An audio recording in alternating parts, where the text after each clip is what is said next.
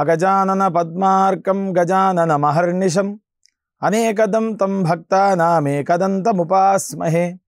వాగీషాద్యా సుమనసః సర్వార్థానాముపక్రమే యన్నత్వా కృతకృత్యా స్యుః తం నమామి గజాననం.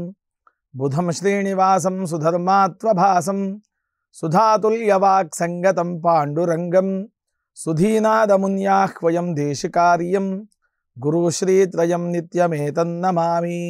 నమో బ్రహ్మాదిభ్యో బ్రహ్మ విద్యా సంప్రదాయకర్తృభ్యో వంశఋషిభ్యో మహద్భ్యో నమో గురుభ్యః. నారాయణం నమస్కృత్య నరం చైవ నరోత్తమం దేవీం సరస్వతీం వ్యాసం తతో జయముదీరయేత్. స్వస్త్యస్తు సదాం సన్మంగళాని సంతు వక్తశ్చ శ్రోతॄణాం నిత్యమేకైక శ్లోక శ్రవణ పఠన మాత్రేణ కలికల్మషాపనోదయ పటుతరే వేద కనక కథా ప్రస్తూయతే. వ్యాసాయ విష్ణురూపాయ వ్యాసరూపాయ విష్ణవే నమో వై బ్రహ్మనిధయే వాసిష్ఠాయ నమో నమః. ఈటీవీ లైఫ్ ఆధ్యాత్మిక ఛానల్ వీక్షిస్తున్నటువంటి ప్రేక్షకులకు వేదసారం కార్యక్రమం తరపున స్వాగతం తెలియజేస్తూ ఉన్నాం. వేదసారములో అనేకమైనటువంటి వేదమంత్రములు, వేదమంత్ర ప్రయోగములు, వేదార్థములు, వేదమంత్రాన్ని యొక్క సారాన్ని పూర్తిగా తెలియచేస్తూ వేదమంత్రాలలో ఉండేటువంటి పరిపక్వత ఒక ఫలము వలె ఈ కార్యక్రమాన్ని చూసేటువంటి వ్యక్తులకు ఎలాగైనా సరే వేదము చేరాలి అనేటువంటి ఉత్కృష్టమైనటువంటి భావముతో ప్రారంభం చేసినటువంటి కార్యక్రమం వేదసారం. ఈ వేదసారంలో అనేకమైనటువంటి మంత్రములకు అర్థములు, మంత్రముల యొక్క ప్రయోగములు ఇవన్నీ కూడా మనం తెలుసుకుంటూ ఉన్నాం. మామూలుగా ఒక మంత్రములోని అక్షరాన్ని మనం పలకాలి అంటే ఏ ప్రాంతము నుండి మనకు అక్షరం పలుకుతుంది అనేటువంటి లక్షణములన్నీ కూడా ఇందులో చెప్పబడ్డాయి.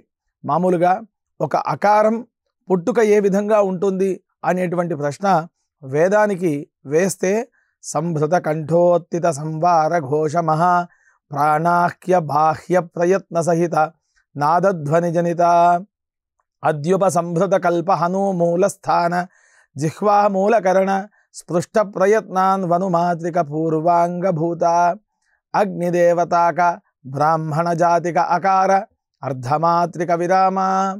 అ అనేటువంటి అక్షరం పుట్టుకకు ఎలాంటి లక్షణం ఉంటుంది అనేటువంటి విషయమంతా కూడా ఈ సూత్రములు తెలుపుతూ ఉంటాయి. ఇలా అకారాది క్షకారాంతం వర్ణక్రమం ఏ విధంగానైతే ఏ అక్షరానికి స్వరం అనుదాత్తం ఉన్నదా, ఉదాత్తం ఉందా, దీర్ఘస్వరితం ఉందా, స్వరితమా, విసర్గమా, నాగబిందు ఉంటుందా అనేటువంటి లక్షణములన్నీ కూడా తెలిపేటువంటి ప్రధానమైనటువంటి సూత్రములు ఇవన్నీ.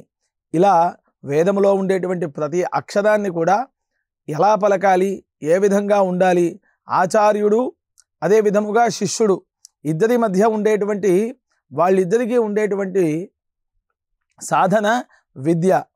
ఆచార్య పూర్వరూపం అంతేవాస్యుత్తర రూపం. వాళ్ళిద్దరికీ మధ్య ఉండేటువంటి సంధానము విద్య అవుతుంది. విద్యా సంధి ప్రవచనం సంధానం ఇత్యది విద్యం అని తైతిరీయ ఆరణ్యకం 7వ ప్రశ్న తెలుపుతున్నటువంటి ముఖ్యమైనటువంటి వాక్యము ఇది. ఎలా ఉంటుంది అంటే ఆచార్యుడు శిష్యుణ్ణి తన యొక్క ప్రతిరూపంగా భావిస్తూ ఉంటాడు. అది ఏ విధంగా అంటే ఉపనయన కర్మలు ఆచరించేటప్పుడైనా, లేక తండ్రి అక్కడ ఆచార్యుని స్థానంలో కూర్చున్నప్పుడైనా, లేక విద్యను బోధించేటువంటి గురువైనా ఆ విద్యార్థిని చూసి ఆత్మా వై పుత్రనామాసి సజీవ శరదశతం. ఇక్కడ పుత్రుడు అంటే కేవలం గర్భమునందు ఉదయించినటువంటి వాడు మాత్రమే పుత్రుడు అని అనబడలేదు. ఎలా ఉంటాడు పుత్రుడు అనేటువంటి వాడు అంటే విద్యను అర్థించి విద్యను నేర్చుకుని గురు శుశ్రూష చేసినటువంటి వాడు కూడా ఇక్కడ ప్రధానమైనటువంటి పుత్రుడే అవుతున్నాడు. అలా ఆ పుత్రత్వ సమానంగా ఉండేటువంటి వ్యక్తి ఇక్కడ ఆచార్య స్థానంలో ఉండేటువంటి వాడు తండ్రి సమానమైనటువంటి వాడు. అలా వాళ్ళిద్దరికీ మధ్యలో తండ్రి కొడుకులకు ఉండేటువంటి సంబంధం ఏర్పడుతుంది అని మనకు వేదం చాలా అద్భుతంగా కూడా చెప్పింది.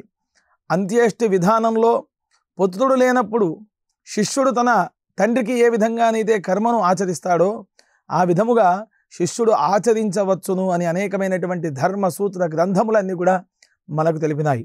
ఆచార్య పూర్వరూపం అంతేవాస్యుత్తర రూపం విద్యాసంధి ప్రవచనగుం సంధానం.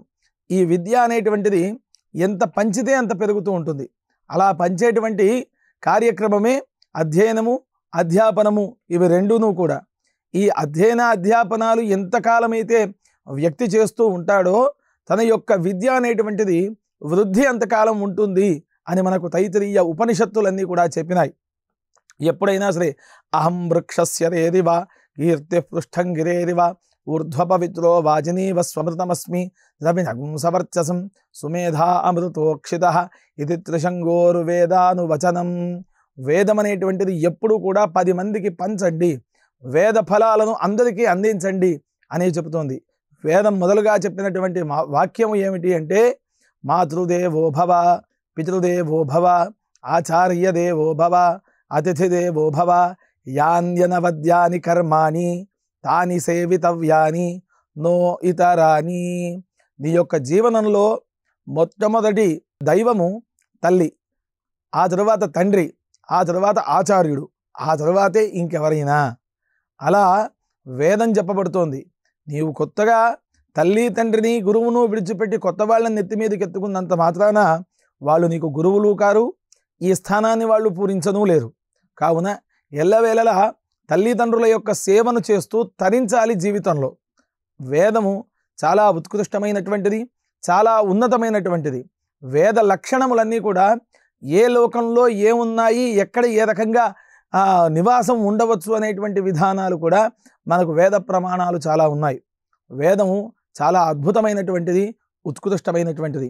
ఈ లక్షణాలన్నీ చెప్పినటువంటి వేదం అనంతం, ఎక్కడా కూడా అంతము లేనటువంటిది. ఆకాశానికి ఇది మొదలు ఇది చివర, సముద్రానికి ఇది మొదలు ఇది చివర అని మనం ఏ రకంగానైతే చెప్పలేమో, వేదానికి కూడా ఇది ప్రారంభం ఇది అంత్యము అని కూడా మనం చెప్పలేం. అలాంటి వేదోక్తమైనటువంటి కర్మను ఆచరించడానికి, వేద విహితమైనటువంటి కార్యక్రమాలు చేయడానికి ఉత్కృష్టముగా మనిషి ఎల్లవేళలా కూడా సన్నద్ధమై ఉండాలి. అలాంటి వేదవాక్యాలకు సంబంధించినటువంటి అనువాకములు, యజస్సులు, రుక్కులు, మంత్రములు ఇవన్నీ కూడా 4 వేదాల్లో పొందపరిచినటువంటివి. ఇవన్నీ మనకు ఈ వేదసారము ద్వారా మీ అందరికీ కూడా అందించడం జరుగుతూ ఉంది. ఈ వేదసారంలో అనేకమైనటువంటి ధారావాహికలు ఎన్నెన్నో కూడా మనం వేదమంత్రములకు అర్థములు తెలుసుకుంటూ ఉన్నాం. అందులో కొన్ని ధారావాహికల నుండి మనం రుద్రానువాకములు, ఆ అనువాకాలకు సంబంధించినటువంటి అర్థములు, ఆ ప్రయోగములన్నీ కూడా తెలుసుకుంటూ ఉన్నాం. అలా మనం పూర్తిగా 5 అనువాకాలు పూర్తి చేసుకుని 6వ అనువాకంలోకి అడుగుపెట్టి 4 యజస్సులు, ఆ యజస్సులలో ఏమున్నాయి, ఆ యజస్సుల ద్వారా మనం ప్రారంభం చేసి పఠనం చేసినా శ్రవణం చేసినా మనకు ఏ రకమైనటువంటి ఫలము లభిస్తూ ఉంటుంది అనేటువంటి లక్షణాలన్నీ కూడా మనం తెలుసుకొని ఉన్నాం. ఇప్పుడు మనం 6వ అనువాకంలో 5వ యజస్సు అది ఏ రకంగా ఉంటుంది, ఆ లక్షణాలన్నీ కూడా మనం తెలుసుకుందాం. ఈ విధముగా ఈ రుద్రాధ్యాయంలో 6వ అనువాకంలో 5వ యజస్సు నమస్సోభ్యాయ చ ప్రతిసర్యాయ చ అనేటువంటి ఈ యజస్సు చాలా ఉన్నతమైనటువంటిది. సోభ్య ప్రతిసర్య సహ ఉభాభ్యామితి సోభ్య. ఉభాభ్యాం అనగా పాపము పుణ్యము రెండు కలిసినప్పుడు అది సోభ్య అనేటువంటి పదం అవుతుంది. పాపపుణ్యములు రెండు ఎక్కడ ఉన్నాయి అనేటువంటి ప్రశ్న మనం వేసుకోవచ్చు. పుణ్యము పాపము రెండు సమానమైనటువంటి లోకమది భూలోకం. సోభ్యాయచ అలాంటి పాపపుణ్యాలు కలిగినటువంటి పుణ్యేన పుణ్యం లోకన్నయతి పాపేన పాపముభాభ్యాం మనుష్యలోకమితి శృతి. శృతి ఏం చెబుతోంది అంటే ఉభాభ్యామేవ మనుష్యలోకమితి శృతి. పుణ్యం చేసినటువంటి వాడు పాపము చేసినటువంటి వాడు వీళ్ళిద్దరూ నివసించడానికి ప్రధానమైనటువంటి యోగ్యమైనటువంటి లోకము స్థలము అది భూమి అని చెప్పబడుతుంది. అలా భూమి మీద పాపపుణ్యములను సమమైనటువంటి స్థాయిలో స్థితిలో ఉండి చూసేటువంటి వ్యక్తి పరమాత్మ అయినటువంటి పరమశివుడు అవుతున్నాడు. ఇక్కడ శివ విష్ణువుకు అభేదమైనటువంటి రూపం కనబడుతోంది. సోభ్య అంటే ఇక్కడ రుద్రుడైనా విష్ణుమూర్తి అయినా లేక బ్రహ్మ అయినా అద్వైత సిద్ధాంతం గురించే చెప్పబడుతుంది. అది ఎలా అని అంటే పర వ్యూహ విభవ అంతర్యామి అర్చావతార అనేటువంటివి 5 లక్షణాలు ఉన్నాయి. పర అనగా ఇప్పుడు దశావతారాలలో మత్స్య, కూర్మ, వరాహములు 3 అవతారాలు ఉన్నాయి. ఇవి ఎలా ఉన్నాయి అని అంటే ఎవరికీ సంబంధం లేకుండా వేదోద్ధారణకై ఋషులను కాపాడడానికి, వేదములను కాపాడడానికి, శాస్త్రాలను వేదాంగాలను కాపాడడానికై మత్స్యమూర్తి నారాయణుడు సాక్షాత్తు మత్స్యమూర్తి ఆవిర్భావంగా వచ్చినాడు. కృతమాల నదిలో రాజుగారు సంధ్యావందనం చేసుకునేటప్పుడు, సత్యవ్రత మహారాజు గారు సంధ్యావందనం చేసుకునేటప్పుడు అర్ఘ్యం ఇవ్వడానికి దోసిట్లో నీళ్లు తీసుకున్నప్పుడు ప్రాతరర్ఘ్యానికి దోసిట్లోకి వచ్చి పడింది ఒక చేప. ఆ చేపను కమండలంలో బంధించుకొని ఇంటికి వెళ్ళి ఇంట్లో ఉండేటువంటి బావిలో వేస్తే ఆ బావంతా నిండిపోయింది ఒక్కరోజుకు. అదేవిధంగా సరస్సులో వేసినారు. తర్వాత మళ్ళీ నదిలో వేద్దామనేటువంటి ఆలోచన వచ్చినప్పుడు, రాజా నన్ను పెద్ద చేపలకు మళ్ళీ ఆహారంగా వేస్తావా అని చెప్పేసి ఆ చేప అడిగినప్పుడు రాజుగారు ఈయనెవరో మహాత్ముడు ఉన్నట్టున్నారు, మారువేషంలో నా దగ్గరికి వచ్చినారు, ఎవరు మహాత్మా అనంటే శంఖచక్రధారి అయినటువంటి సాక్షాత్ శ్రీమన్నారాయణమూర్తి దర్శనమిచ్చి ఈ రోజుటికి యుగం అంతం కాబోతుంది, కావున నేను మత్స్యమూర్తిగా ఆవిర్భవిస్తాను. ఆ నదిలో ప్రళయం వచ్చినటువంటి నదిలో ఒక నావ, బంగారు నావ వస్తుంది. ఆ నావలో ఋషులను, మునులను, ఓషధులను, అదే విధముగా నీవు ఆ నావ యందు ఎక్కు, అక్కడ నేను ఆ బంగారు నావ యందు నువ్వు వీళ్ళనందరినీ కూడా ఎక్కించుకొని కాపాడడానికి ప్రయత్నం చేయి. నేను మత్స్య రూపంలో నీ దగ్గరికి వస్తాను. నా యొక్క పంటి కొనకు ఆ పడవ, ఆ నౌక యొక్క తాడుని నా పంటి కొనకు కట్టినట్టయితే ప్రళయకాలంలో వేదాన్ని ఉద్ధరించడానికి తోడుపడినటువంటి వాడివి నీవు అవుతావు మహారాజా అని చెప్పి సాక్షాత్తు శ్రీమన్నారాయణమూర్తి చెప్పినాడు. ఇలా ఎవరికీ సంబంధం లేకుండా ఆవిర్భావం చేసినాడు మత్స్యమూర్తి. అక్కడ పర అనేటువంటి తత్వం వస్తుంది. తర్వాత కూర్మావతారం. ఆ కూర్మావతారం కూడా ఎవరికీ సంబంధం లేకుండా దేవదానవులు ఇద్దరూ మందర పర్వతాన్ని పెట్టుకొని క్షీరసాగర మథనం చేసేటప్పుడు కవ్వపు తాడుగా వాసుకి అనేటువంటి పామును పెట్టుకొని దేవతలు తోక వైపున, రాక్షసులు ముఖం వైపున కూర్చొని చిలికేటప్పుడు ఆ యొక్క కవ్వపు తాడుగా ఉపయోగించినటువంటి మందర పర్వతం కింద ఉన్నటువంటి ఒక అవతారం సాక్షాత్తు శ్రీమన్నారాయణ అవతారం కూర్మం. ఆ విధముగా సంబంధం లేకుండా ఆవిర్భవించినటువంటిది పర. అంటే పరమాత్మ లోకోద్ధారణకు, లోకం క్షేమం కోసము ఉద్భవించినటువంటి తత్వాన్ని మనకు తెలుపుతుంది. అక్కడ కమఠాకారం అనగా తాబేలు ఆకారంలో ఈ క్షీరసాగర మథనం చేయడానికి తాను తోడ్పడినాడు. అదేవిధంగా వరాహం, భూమిని పూర్తిగా కూడా హిరణ్యాక్షుడు తన యొక్క ఆధీనంలో పెట్టుకొని పాతాళ లోకానికి తీసుకొని వెళ్ళిపోయినాడు. భూమికి కింద ఎన్ని లోకాలు ఉన్నాయనేటువంటి ప్రశ్న మనం వేసుకోవాలి. అతల, వితల, సుతల, తలాతల, రసాతల, మహాతల, పాతాళం అనేటువంటివి 7 లోకాలు ఉన్నాయి. ఆ 7 లోకాలకు క్రింద భాగంలో ఈ భూమిని తీసుకొని వెళ్ళి ఉంచినాడు హిరణ్యాక్షుడు.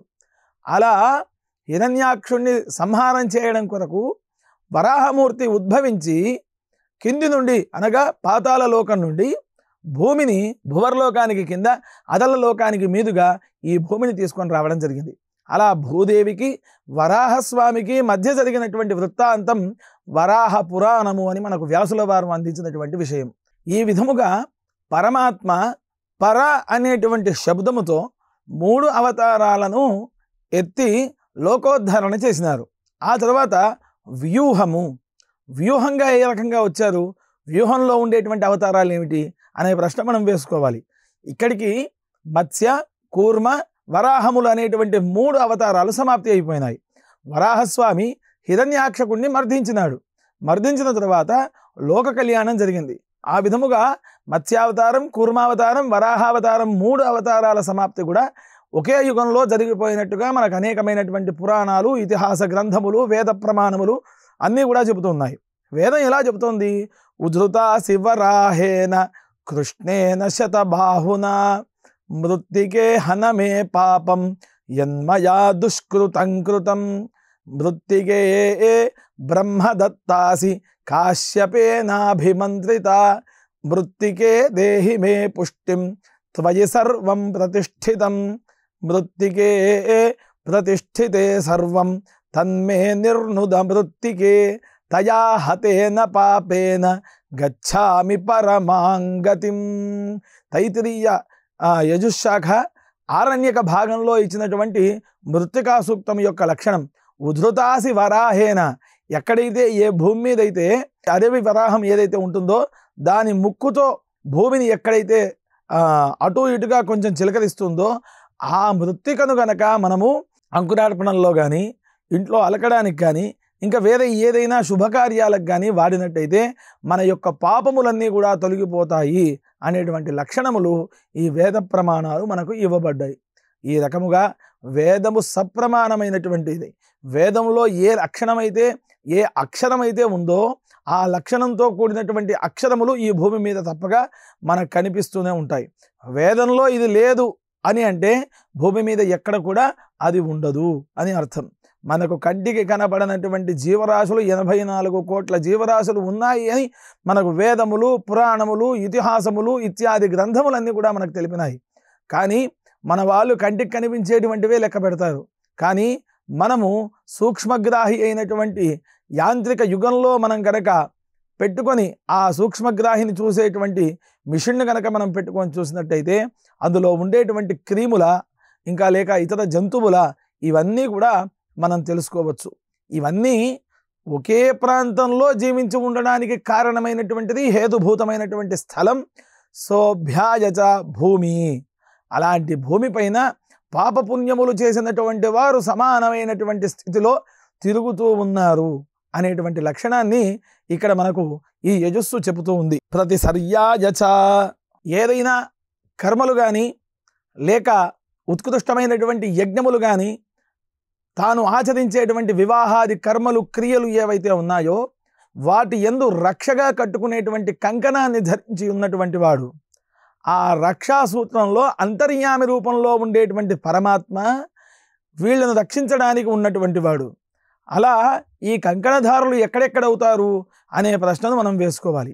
మామూలుగా స్థిర కంకణము, చెర కంకణము అనేటువంటివి రెండు ఉన్నాయి. అంటే రక్షాబంధనము అంటే క్రియ చేసేటప్పుడు మనం చేతికి ధరించి ఉండేటువంటి ఒక గొప్పదైనటువంటి మంత్రశక్తితో ఉన్నటువంటి రక్షాబంధనము. ఆ బంధనాన్ని మనం చేసుకునేటువంటి కర్మలు చాలా ఉన్నాయి. ప్రతిష్టలు, యజ్ఞయాగాది క్రతువులు, అదే విధముగా వివాహములు, ఉపనయనములు, లేక ఉత్కృష్టమైనటువంటి శాంతి కార్యక్రమములు, స్థిర కంకణములు అనగా దీక్ష 3 రోజుల దీక్షణ, 5 రోజుల దీక్షణ, లేక 7 రోజుల దీక్షణ ఇవి ఉంటాయి. పాంచాన్నికము, త్రయాన్నికము, సప్తాన్నికము, నవాన్నికము, ఏకాదశాన్నికము అని ఈ విధముగా దీక్షలో ఉండేటువంటి వాళ్ళు ధరించేటువంటి కంకణం అది పసుపు కొమ్ముతో తయారు చేసినటువంటి కంకణం. దానిని స్థిర కంకణము అని అంటారు. ఆ రక్షాసూత్రంలో అనేకమైనటువంటి దేవతలను ఆవాహన చేస్తారు. అలా ధరించి ఉన్నటువంటి వాడు ప్రతిసర్యాయచ. వివాహాది క్రియా, ఎక్కడైతే ఈ క్రియలు జరుగుతూ ఉన్నాయో ఆ క్రియలలో కట్టుకునేటువంటి కంకణ రూపంలో ఉండి అంతర్యామిగా వారిని కాపాడేటువంటి వాడు అని మనం అర్థం చేసుకోవచ్చు. భట్టభాస్కరుల వారు ఇదే విధముగా సోభ్యాయ, ప్రతిసర్యాయ అనేటువంటి మంత్రములకు అర్థాన్ని ఇంకొక రకంగా కూడా రాశారు. శీతము, ఉష్ణము రెండు ఒకే దగ్గర కలిగి ఉన్నటువంటి ప్రదేశం. శీతోష్ణములు, శీతము అనగా చల్లటిది, ఉష్ణము అనగా వేడి అయినటువంటిది. శీత ఉష్ణము రెండు ఒకే దగ్గర కలివిరిగా ఉండేటువంటి ప్రాంతం ఏది అనే ప్రశ్న మనం వేసుకుంటే మనిషి యొక్క శరీరము అని మనం అర్థం చేసుకోవచ్చు. ఎక్కడైతే స్థిరము, చరము రెండూ కలిగి ఉన్నటువంటి ప్రదేశాన్ని సోభ్య అని కూడా చెప్పవచ్చు. పర అనేటువంటి శబ్దానికి 3 అవతారాలు ఏ విధంగా ఉన్నాయో వ్యూహం అనేటువంటి అంటే ఇక్కడ అంతర్యామి అయినటువంటి మూర్తి ప్రతిసర్యాయచ అనగా అక్కడ చేసేటువంటి క్రియాభాగంలో తాను రక్షాధిపతిగా ఉన్నటువంటి అంటే ఎవరికీ సంబంధం లేకుండా పరలో ఆవిర్భవించినటువంటి మత్స్యకూర్మ వరాహ అవతారములు వ్యూహములో నారసింహ, వామన, భార్గవ. భార్గవ అంటే పరశురామ. నారసింహావతారంలో పూర్తిగా కూడా వ్యూహాత్మకంగా వచ్చినాడు. పరమాత్మ పర అనేటువంటి శక్తి ఎవరికీ సంబంధం లేకుండా ఏ విధంగానైతే ఆవిర్భవించినాడో వ్యూహంలో కూడా వ్యూహాత్మకంగా వచ్చినాడు అనేటువంటి అర్థాన్ని మనం చేసుకోవచ్చు.